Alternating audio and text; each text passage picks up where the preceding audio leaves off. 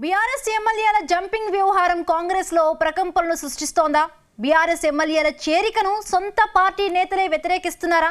CM Revanth రెడ్డికి BRS నేతల joining తలనొప్పిగా మారిందా? బీఆర్ఎస్ నేతల చేరికలను కాంగ్రెస్ నేతలు ఎందుకు వ్యతిరేకిస్తున్నారు?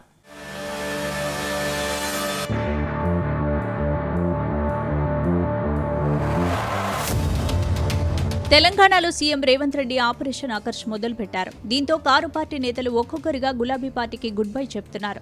తాజాగా పోచారం శ్రీనివాస్ రెడ్డి, జగిత్యాల ఎమ్మెల్యే డాక్టర్ సంజయ్ కాంగ్రెస్ కూటికి చేరారు. మరికొందరు బీఆర్ఎస్ ఎమ్మెల్యేలు కాంగ్రెస్ పార్టీకి టచ్లోకి వెళ్లారు. త్వరలోనే 20 మంది బీఆర్ఎస్ ఎమ్మెల్యేలు కాంగ్రెస్ లో చేరేందుకు సిద్ధంగా ఉన్నారని కాంగ్రెస్ నేతలు చెబుతున్నారు. ఇప్పుడు ఇదే వ్యవహారం బీఆర్ఎస్ పార్టీలో కంటే కాంగ్రెస్ పార్టీలోనే రచ్చ రాజేస్తోంది. బీఆర్ఎస్ ఎమ్మెల్యేల జాయినింగ్ ను కాంగ్రెస్ నేతలు తీవ్రంగా వ్యతిరేకిస్తున్నారు.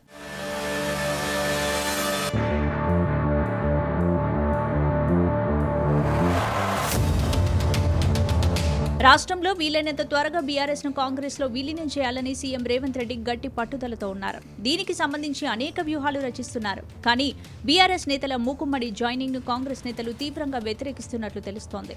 మీరు ఎవరినైనా చేర్చుకోండి, మాకు సంబంధం లేదు.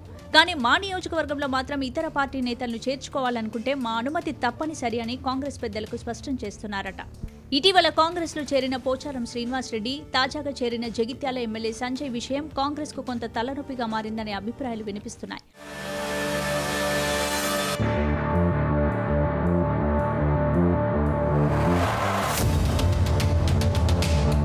ఇక పోచారం చేరికను వ్యతిరేకిస్తూ కాంగ్రెస్ కార్యకర్త బాహటంగానే పోచారంకు వార్నింగ్ ఇచ్చాడు. కాంగ్రెస్ పార్టీకి బేషరతుగా క్షమాపణ చెప్పాలని డిమాండ్ చేశాడు. గత 4 దశాబ్దాలుగా నియోజకవర్గంలో పోచారంతో రాజకీయంగా పోరాడుతున్నాం. అలాంటి పోచారంను పార్టీలో చేర్చుకోవడంపై కార్యకర్తలు ఆగ్రహం వ్యక్తం చేస్తున్నారు. ఇన్ని రోజులు పార్టీని నమ్ముకున్న తమ గతేంటని అధిష్టానాన్ని ప్రశ్నిస్తున్నారు. పోచారం చేరికతో తమకు ఇబ్బందులు లేకుండా చూడాలని, పార్టీలో తమ ప్రాధాన్యత తగ్గకుండా చూసుకోవాలని కూడా అధిష్టానాన్ని డిమాండ్ చేస్తున్నారు. అన్నా, మేము 35 సంవత్సరాల సంది కాంగ్రెస్ పార్టీలో పనిచేస్తున్నామన్నా. 30 సంవత్సరాల సంది చూస్తున్నాం. పోచారం శ్రీనివాస్ రెడ్డిదే ఇక్కడ వ్యతిరేకం. ఎవరిది కాదు, ఎవరికి చెప్పినా పోచారం శ్రీనివాస్ రెడ్డి ఏమన్నా అంటే కొట్టూర్రి మరవానికి జైలు పాలు చేయరి. ఇదే రాజకీయం నడిచిందన్న. 35 సంవత్సరాల సంది చూస్తున్నా ఇదే రాజకీయం నడిచింది. మళ్ళా యాందాకన్నా ఇది పోచారం శ్రీనివాస్ రెడ్డి రాజకీయం. దానికి అంతం చేద్దాం. పోచారం శ్రీనివాస్ రెడ్డి ఇవాళ ప్రజలకు క్షమాపణ చెప్పాలి.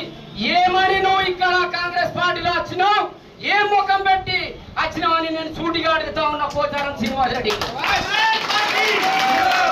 అన్న, రవీందర్ అన్న గురించి వాళ్ళ ఆత్మహత్య కూడా చేసుకుంటా. ఇక్కడ నుంచి రవీందర్ అన్న ఇక్కడ కదలే ప్రసక్తి లేదు. ఇవాళ రవీందర్ అన్న గురించి ఆత్మహత్య కూడా నేను సిద్ధంగా ఉన్నా. బిడ్డ పోచారం నీది మొత్తం బయటగానే నువ్వు ఇవాళ కాంగ్రెస్ పార్టీలో చేరినారు. బిడ్డ నీ కొడుకులతో సహా, నీ కోడలతో సహా. బిడ్డ ఉష్క మాఫియా నీది. ఇవాళ నీది ఇసుక మాఫియా. నీ కేసరు నడవకు వచ్చినాయని ఇవాళ నువ్వు ఇక్కడ వచ్చినావు. బిడ్డ నిన్ను మాత్రం అర్థం చేసేది ఖాయం. రాజీ పెట్టుకో, నా మీద కేసు పెట్టుకో.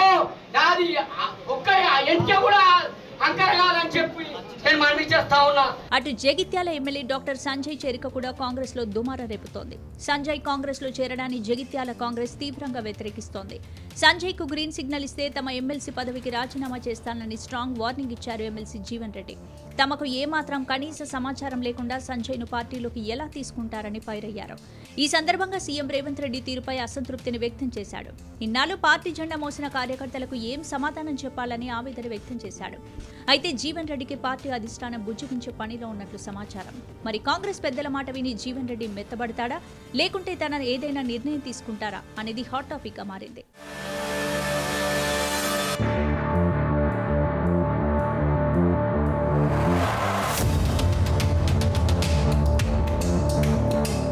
ఇటీవల చాలా నియోజకవర్గాల్లో ఇలాంటి పరిస్థితులే కాంగ్రెస్ కు ఎదురవుతున్నాయి. కొద్ది రోజుల క్రితం గద్వాల్ ఎమ్మెల్యే చేరిక విషయం కూడా రచ్చ రాజేసిందే.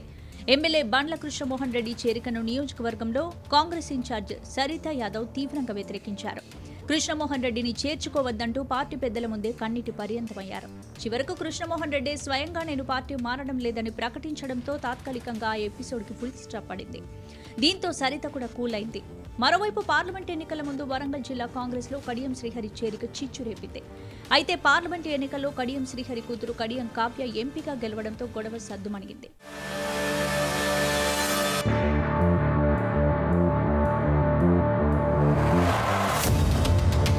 మొత్తంగా బీఆర్ఎస్ ఎల్పీని కాంగ్రెస్ లో చేర్చుకుని కేసీఆర్ కు రిటర్న్ గిఫ్ట్ ఇవ్వాలని సీఎం రేవంత్ రెడ్డి భావిస్తున్నారు. కానీ సొంత పార్టీలోని నేతల జాయినింగ్ ను క్యాడర్ వ్యతిరేకిస్తుండటంతో ఈ ఎపిసోడ్ ఎక్కడి దాకా వెళ్తుందోనని మరికొందరు నేతలు టెన్షన్ పడుతున్నారు.